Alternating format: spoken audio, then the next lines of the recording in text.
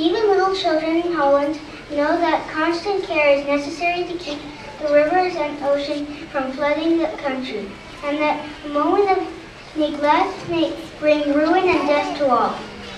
One fall afternoon, when the boy was about 8 years old, he carried some cakes to a blind man who lived on the other side of the dike. After having spent an hour with his grateful old friend, the boy said goodbye and went back home.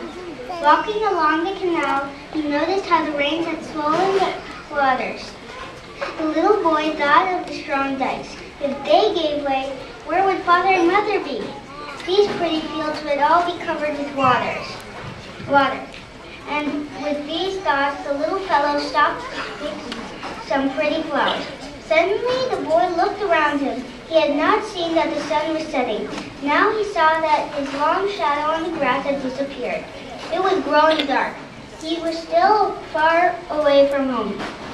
He walked faster and remembered the stories that his mother had told him about children at night in the forest. Just as he was going to run, he suddenly heard the sound of trickling water. Where did it come from?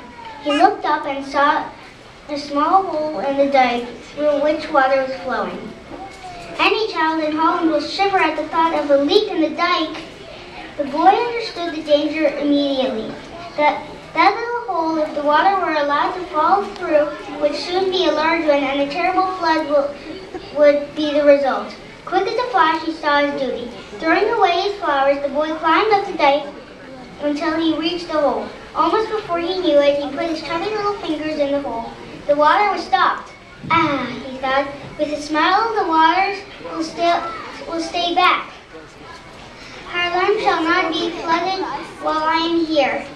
But the night was falling rapidly, and it became chilly. Our little hero began to tremble with cold. He shouted loudly, he screamed, come here, but no one came. The cold grew more intense. A numbness started in the tired little finger, crept over his hand and arm, and soon his whole body was filled with pain. He shouted again, will no one come? Mother, mother! He tried to whistle. Perhaps someone might hear the signal, but his teeth chattered so it was impossible. Then he called on God for help, and the answer came through a resolution. I will stay here till morning. The midnight moon looked down on that little boy, sitting on a stone halfway up the dike. His head was bent, but he was not asleep. But because every now and then one restless hand rubbed the arm that was fixed to the dike. If he pulled away that tiny finger, the water would flow and never stop until it had flooded the town. No, he would hold his finger there till daylight. At daybreak, a man thought he heard groans as he walked on the top of the dike. Bending, he saw a child apparently twisting with pain. In the name of wonder, he exclaimed, boy, what are you doing there? I am keeping the water from running out, was the simple answer of the little hero. Tell them to come quick. That night, that little hero had saved Holland.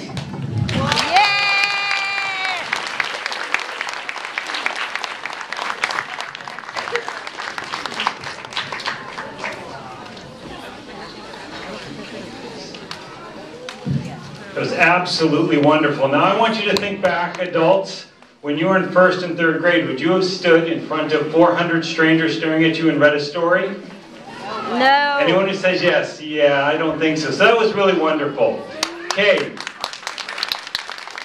We're going to need another technical minute so as we get set up. So I'm going to have to tell a story. Once upon a time, there's a boy in the Netherlands who no, we already heard that one. Again, I do want to thank all of you for coming out and being a part of the kindergarten community. I think one of the best parts of the kindergarten community for me are the teachers. We've now been here for a couple years.